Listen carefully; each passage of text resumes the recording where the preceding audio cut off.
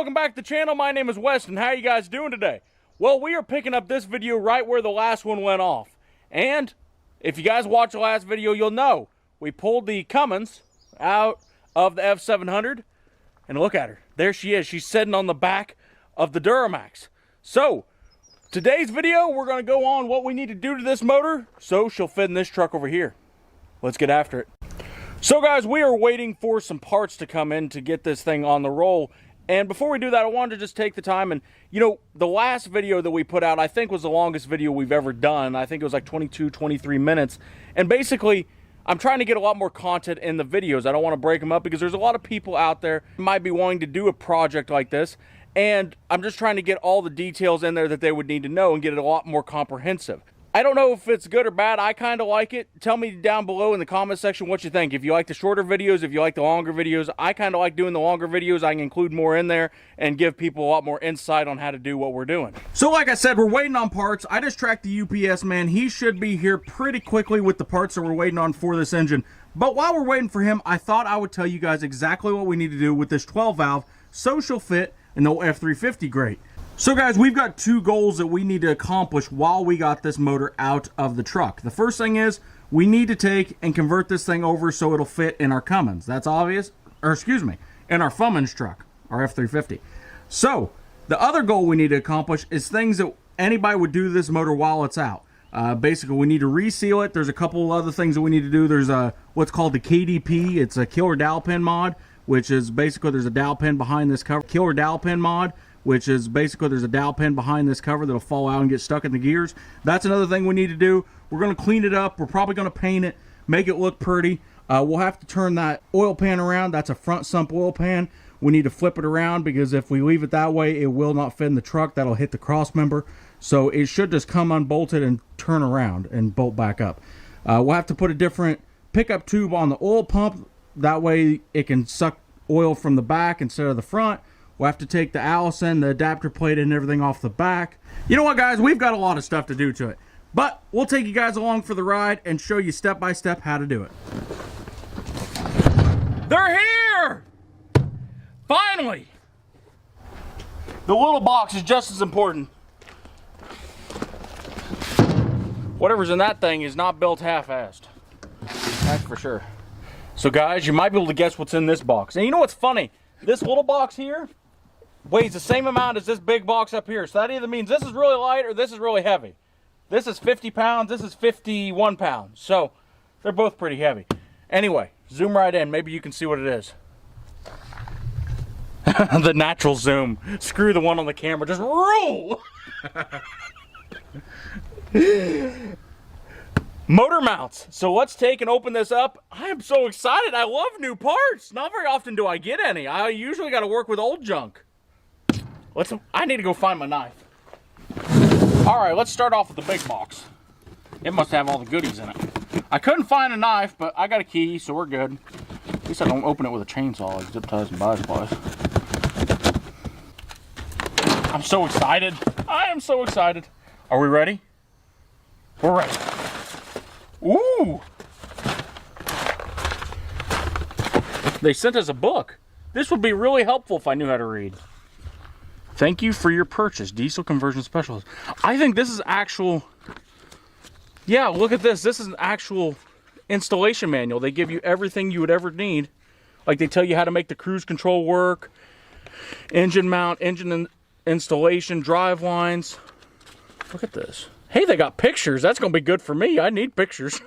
So, pretty much every conversion part we're going to need for this conversion is going to be in here, or at least 90% of them. So, let's get them laid out and show them what they are.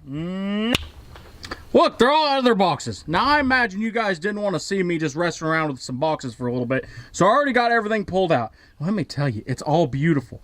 Now, this here is going to be a little bit more comprehensive on what you're going to need when you're doing a Cummins conversion like this one. Now this should be about everything that you're gonna need to do it. We got swap helper that'll help us with our tax signal going to the Ford. This is an alternator bracket to bracket our Ford alternator to the Cummins engine. I got too many things around here to point at. And the biggest reason you want to do that in case you're using a different alternator is so your battery light's not on your dash. We also got our adapter plate. for those of you that don't know, we're not going to be using the Allison. We're going to actually use the 5R110 that's already in this Ford pickup. So that is going to adapt from the back of our Cummins to that 5R110. We also got our beautiful flex plate, which is going to mount to the back there, and that's going to bolt up to our 5R110 torque converter. One thing that I got to give these guys is all this stuff is built really, really well. I mean, these motor mounts, they did not skip on that. Look at that. I'd have to get a... but that is thick steel plate. That's a heck of a bushing. Them will work really well. I'm really happy. Hopefully one of these days, if we ever decide to throw 900 horsepower to it, this won't break. But look at that. That ain't gonna break. Look how thick that is. Look at that thing. Better not try to take a bite out of that. I might hurt my teeth. So guys, all these parts we got here come from Diesel Conversion Specialists, DCS, out of Montana. And they're really good guys. I reached out to them and they was kind enough to send all these parts to me. If you guys are looking for any Cummins conversion parts or are looking to do something like this yourself, I would highly recommend for you guys to reach out to them. Oh, Will and Dan, they're real nice guys. They know what they're talking about and they're real knowledgeable. Let's get right into the rest of it.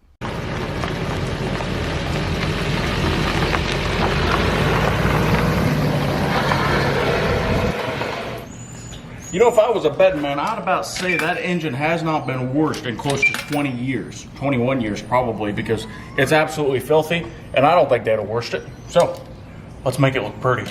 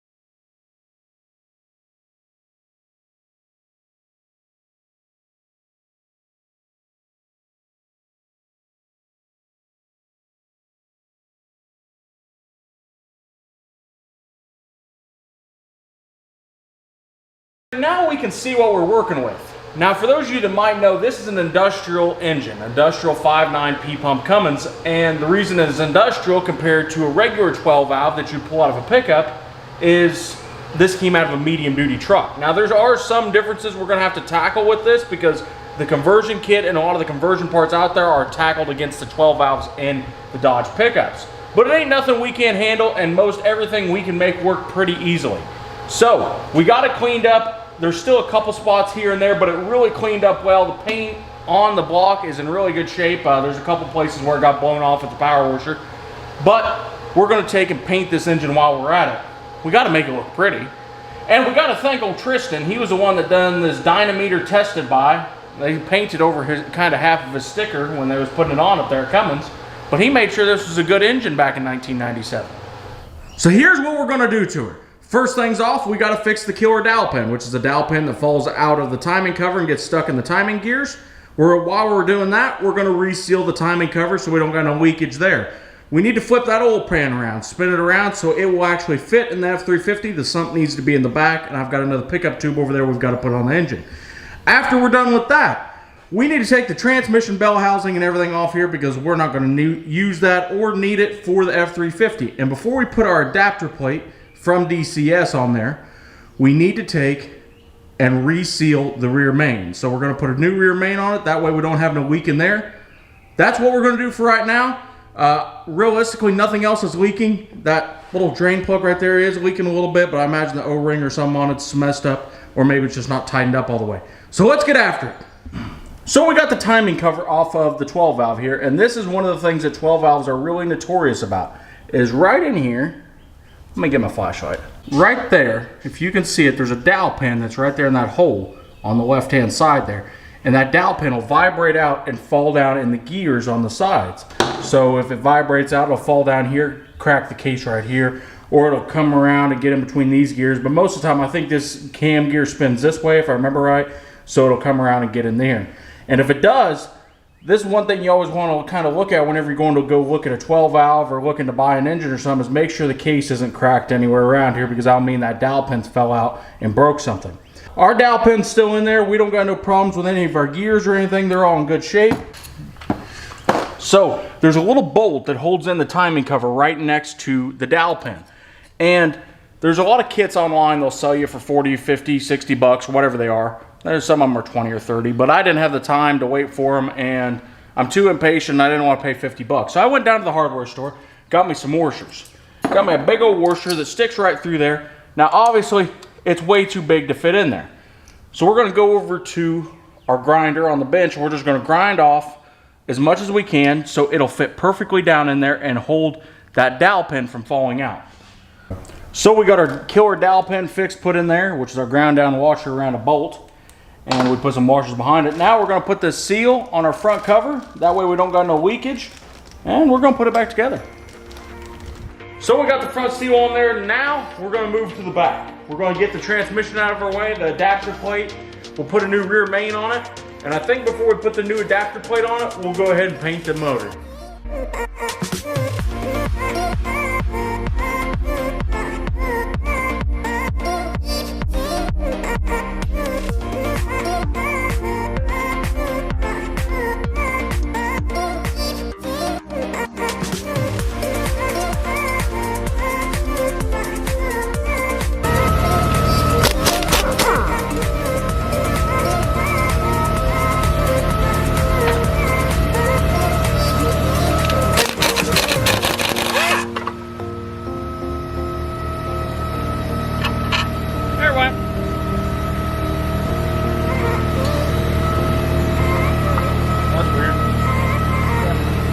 What are you doing?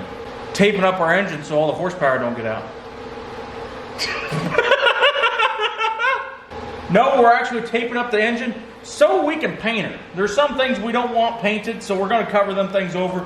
We don't want the ID tag for the pump covered over, that way we can tell what kind of pump we got. And I've been running into a debacle. The fuel filter was already red. Should I bother just taping it off? I'm going to do it anyway. I'm not a hack. Yes, I am. Who are we kidding? We might be a hack, but we don't want to be a hack. My God, this looks so professional. This looks how they do it on YouTube. Oh, wait a minute. Look at her. She's beautiful. She's power washed up. She's taped up. And now we need to paint her. So, let's grab some paint and let's get after it.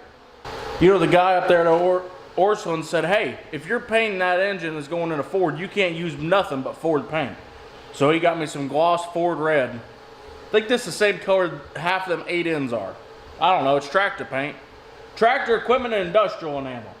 I don't know, it'll work. I'd like to find some Cummins red paint like they put on the ISXs and the bigger motors and like the N14s and stuff. But I think this stuff's pretty close, and red's red to me, so whatever. It's underneath the hood anyway, so if I make a mess painting it, then I don't gotta look at it that often.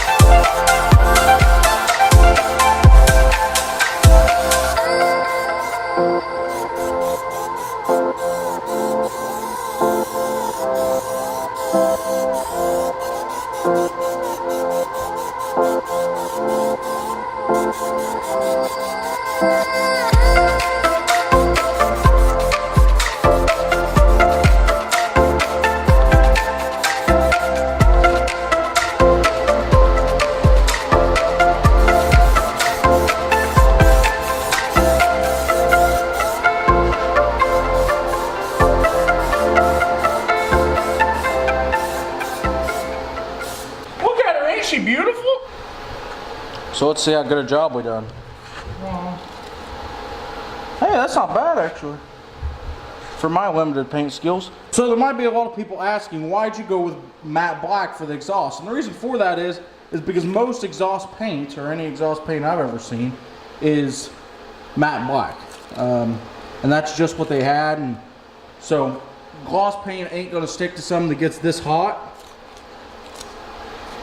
Look at them, it looks like I almost knew what I'm doing.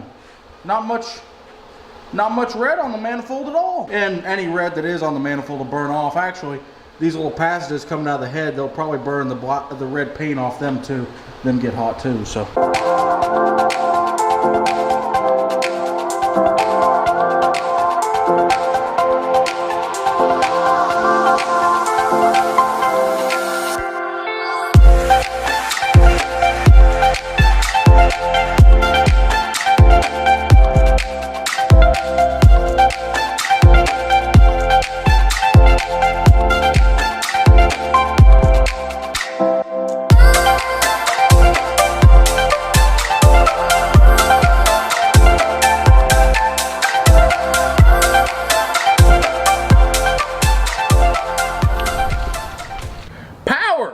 Now I know a lot of people have been wondering about what we're going to do as far as power, because everybody's like, you took out a 350 horsepower motor out of that beautiful F350 and you're going to put in a 200 horsepower motor. What kind of upgrade is that?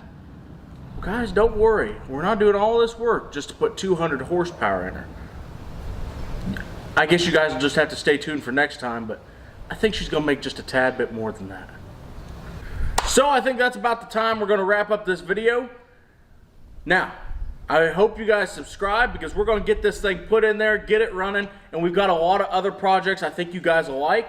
So, stay tuned with us, and we'll catch you guys next time. See ya.